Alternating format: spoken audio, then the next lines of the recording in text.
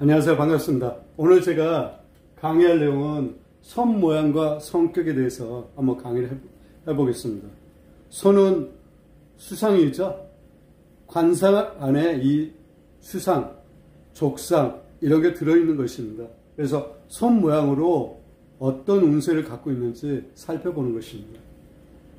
제가 사진을 5개를 준비했습니다. 이 사진은 제가 그림을 잘 못 그려서 탄현 선생님이 쓰신 관상책에 있는 그 사진을 제가 준비를 했습니다. 우리가 오행이라고 말씀을 많이 들어보셨죠? 이 오행으로 사람의 얼굴 모양을 살필 수 있지만 이 손도 살펴볼 수 있습니다. 오행이라는 것은 목화토 금수입니다. 목화토 금수요. 그러면 목화토 금수는 무엇인가? 저는 이 목화토 금수를 기운으로 보고 있습니다. 관상의 오행도 있고 이 손의 오행도 있고 이 몸도 오행이 존재합니다. 그러면 이것을 무엇으로 먼저 살피는지를 정해야 되는데 아직 오행의 어떤 형태는 정립된 게 없습니다. 다만 이 목은 나무의 기운이고 화는 불의 기운이고 토는 흙의 기운이고 금은 쇠나 돌 그리고 수는 물입니다. 이것을 형상한 것이 이렇습니다. 그렇다고 해서 이 모양이 아니고 기운이라는 것입니다. 나무는 목은 계절로는 봄이고 화는 여름이고 금은 가을이고 수는 겨울입니다. 봄에 새싹이 이렇게 돋죠? 그러면 그 상승하는 기운이 있죠? 가지를 한번 보십시오. 가지도 뻗어나갑니다. 그리고 여름 되면 왕성하죠? 잎이 막 사방으로 퍼집니다. 그 기운이 불의 기운하고 같다는 것입니다. 불도 사방으로 이렇게 막 퍼져나가죠. 토는 중앙에 있는 흙, 즉 어머니 그런 성질을 갖고 있는 것입니다. 그리고 금은 쇠나 돌, 단단하죠. 단단한 기운을 그렇게 보는 것입니다. 그리고 계절로는 가을입니다. 수는 물이죠. 물은 넓게 있죠. 그리고 계절로는 겨울이고요. 이와 같은 기운을 이 손으로 하나하나 살펴보는 것입니다. 이 손 모양을 어떤 기운을 담고 있는지를 살펴보는 것입니다.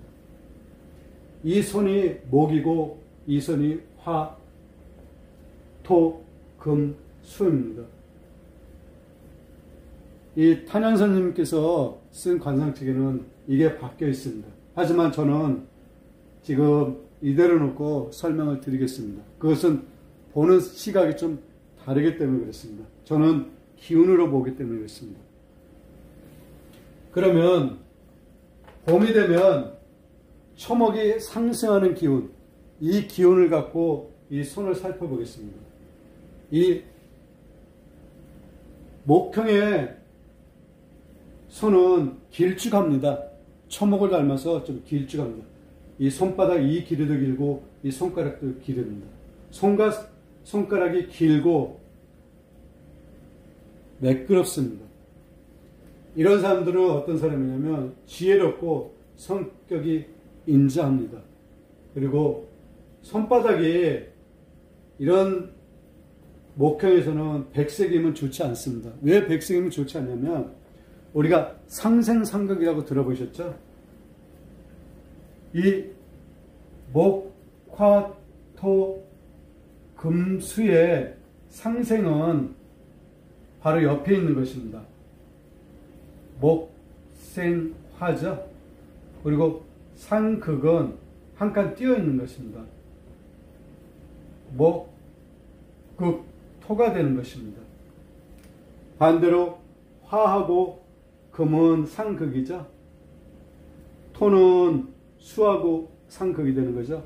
바로 옆에 있으면 이 금은 바로 옆에 있는 수하고 상생이 되는 것입니다. 이러한 이치로 이 손바닥이 백색이면 좋지 못하다는 것입니다. 왜 백색이냐면 백색이 금이죠. 금은 이 목형하고 상극입니다. 그래서 좋지 못하다는 것입니다. 여기 밑에 있는 것은 인물의 사진을 준비했습니다. 이 사진의 주인은 오바마 전 대통령입니다. 손이 길쭉하죠? 좀 이 목, 나무의 기운처럼 쭉 뻗어나가는 그런 손입니다. 그리고 손가락도 매끄럽죠? 그리고 다음은 화형의 손.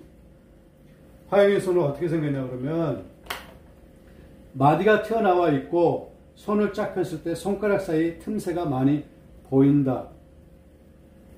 왜 그러냐면 화는 불의 기운이라고 그랬죠. 불은 그 모양새가 불규칙하죠. 그래서 이런 모양이 마치 불과 같은 모양이기 때문에 제가 화로 잡은 것입니다. 이런 사람들은 강직하고 정의를 소중히 하는 그런 사람들입니다. 여기가 손가락이 일직선으로 이렇게 목형처럼 쭉 뻗어가 있지 않죠? 불처럼 이렇게 넓은 데가 있고 좁은 데가 있습니다. 그래서 여기가 틈새가 많이 있죠? 이런 틈새가 보입니다. 실물로는 이런 사진입니다. 여기가 두텁고 좁고 여기도 그러죠? 그래서 이런 형의 손이 화형의 손입니다. 화형도 마찬가지로 화가 상극하는 것은 화극토죠. 화극금입니다. 화극금요. 토는 화생토죠. 그리고 다음은 토형입니다. 토는 중앙에 있습니다. 중앙에서 무슨 위치를 하냐면 새싹이 돋아가지고 쭉 뻗어 올라가는 것을 제지하는 그런 역할을 하는 것입니다. 겨울에도 추위도 어느 정도까지만 추울 수 있도록 이 토가 중재를 하는 것입니다. 그래서 가운데 있는 것입니다. 토는 또 흙이죠. 흙은 넓고 두툼합니다. 그래서 손 모양 자체도 두툼합니다. 둥그스름하죠. 둥그스름하니 두텁고 손가락이 짧다. 그리고 단단하고 튼튼하다. 이런 토형의 손은 성실하고 재물을 잘 유지하는 그런 손입니다. 예인 중에 이런 토형의 손을 갖고 있는 분들이 굉장히 많습니다. 이 손이 토형의 손입니다. 이 손이 누구 손이냐면 송해 선생님의 손입니다. 그리고 금형. 금은 쇠나돌이라고 그랬죠? 쇠나돌은 단단합니다. 그래서 금형의 손을 딱 봤을 때 전반적으로 모가 나죠? 모가 난다는 것은 좀 각해졌다는 것입니다. 그리고 좀 두툼합니다. 이런 금형의 손은 예술적 재능이 있고 장수합니다. 그리고 청명하면서도 재능이 있는 그런 손인 것입니다. 이 금형의 손은 누구를 보면 알 수 있냐면 강호동 씨가 이 금형의 손입니다. 그리고 다음으로는 수형. 토형하고 수형이 가장 좀 분별하기가 좀 어렵습니다. 수형은 수는 물이라고 했죠. 물은 넓다고 그랬죠. 그리고 풍부하고요. 그래서 살집이 굉장히 이 토형보다 좀 많습니다. 그리고 만져보면 살집이 팽팽하고 이 물의 기운을 닮아서 부드럽습니다. 그리고 매끈하고 그리고 이 수형에는 손금이 주름이 가늘면서 굉장히 밝습니다. 물이 그런 특성이 있기 때문에 그렇습니다. 이런 수형인 사람들은 두뇌 회전이 빠르고 재치가 있습니다. 이 수형의 인물로는 이 손을 한번 보십시오. 이 개그맨입니다. 이런 손이 수영의 손입니다. 수영의 손들은 수는 여기죠. 하나 건너뛰면 상극이라고 했습니다. 수극합니다. 옆에 있는 게 상생이고요. 목생화, 화생토, 토생금, 금생수, 한 칸 건너뛰는 게 상극입니다. 이것도 알아두시면 뭐 사주라든지 다른 공부하실 때 도움이 많이 되십니다. 이렇게 오늘 손 모양과 성격에 대해서 한번 살펴봤습니다. 제가 기회가 되면 이 수상에 대해서 좀 많이 업로드 하겠습니다. 사실 지금까지 수상에 대해서는 별로 안 하고 이 관상에 대해서만 올렸는데 이 수상도 살펴보면 굉장히 재미있고 유익한 내용이 굉장히 많이 있습니다. 오늘은 여기까지 하겠습니다. 다음에는 다른 것을 갖고 찾아뵙겠습니다.